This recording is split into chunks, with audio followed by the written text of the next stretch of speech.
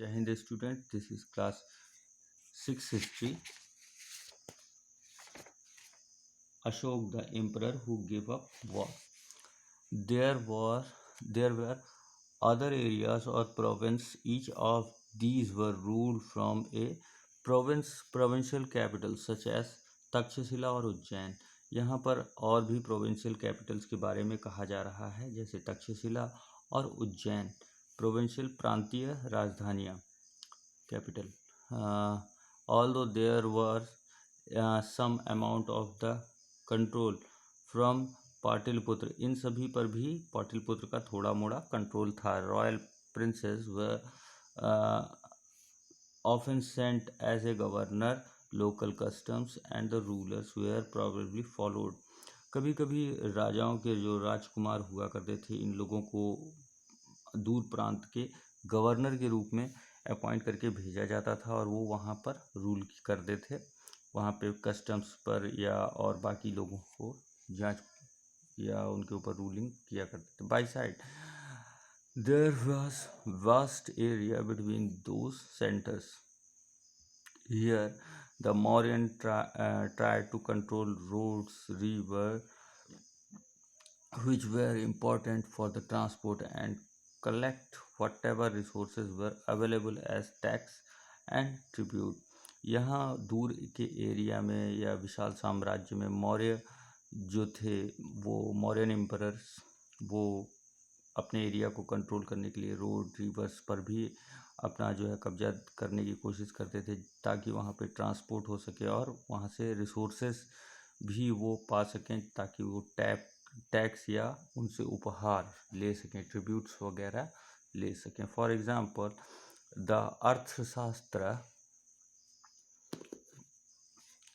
tells us that northwest was important for the blankets and the south India for its gold. जैसा कि उत्तर भारत के लिए बताया जा रहा है कि वो अपने कंबलों के लिए प्रसिद्ध था और साउथ इंडिया अपने सोने के लिए. एंड प्रीसियस स्टोन्स, यहाँ पर बहुत कीमती पत्थर भी मिलते थे.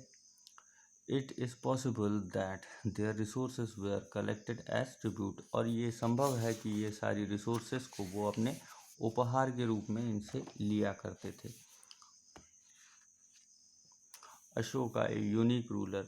The most famous Mauryan ruler was Ashoka. Ashok के बारे में ये बताया जा रहा है कि ये अपने समय के बहुत ही पावरफुल रूलर थे. He was the first ruler who tried to take his messages to the people through inscription. उसने अपने इंस्क्रिप्शन शिलालेखों में जो है कई तरह के मैसेजेस को पहली बार कोशिश की कि दूर तक पहुंचाएं. Most of the Ashokan inscriptions were in Prakrit was written by Brahmi script. बहुत से इंस्क्रिप्शन जो थे वो प्राकृत भाषा में थे और कुछ जो है ब्राह्मी स्क्रिप्ट भी हैं, ब्राह्मी भी भाषा में लिखे गए हैं. Ashoks war in Kalinga. अशोक ने कलिंग के युद्ध में क्या किया. फिलहाल इससे पहले हम थोड़ा सा और बैक देख लेते हैं. There were also the forested region. यहाँ पर कुछ जंगलों का भी इलाका हुआ करता था. Peoples live in this area were more or less independence. जो इन एरिया में रहते थे उन्हें कहीं तो बहुत ज़्यादा इंडिपेंडेंस थी, कहीं कम. But may have been expected to provide elephant, timber, honey, wax to Mauryan officers. लेकिन इन लोगों से जो है अपेक्षा की जाती थी कि ये उन्हें हाथी, टिम्बर्स, लकड़ियाँ एक तरह की होती हैं, शहद या वैक्स या जंगली प्रोडक्ट जो उन्हें मिल सकते थे वो उन्हें सप्लाई करें. Now Ashoka's war in Kalinga. Ashoka का कलिंग युद्ध.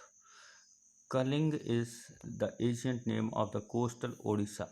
जैसा कि आप जानते हैं कलिंग जो है प्राचीन नाम है उड़ीसा का. Ashoka fought a war to conquer Kalinga. Ashoka ने एक बहुत ही बड़ा युद्ध किया था ताकि वो कलिंग पर अपना कब्जा कर सके. However he was so horrified when he saw the violence and bloodshed that he decided to not to fight any more war. उसने एक बहुत बड़े रक्त रंजित संघर्ष को देखा और बहुत वायलेंस को देखने के बाद उसने ये सोचा कि अब वो कभी दोबारा वॉर नहीं करेगा। He is the only king in history of the world who give up the consequent after winning the war। और वो पहला ऐसा राजा बना जो जीतने के बाद अपने साम्राज्य को वापस कर दिया। ठीक है।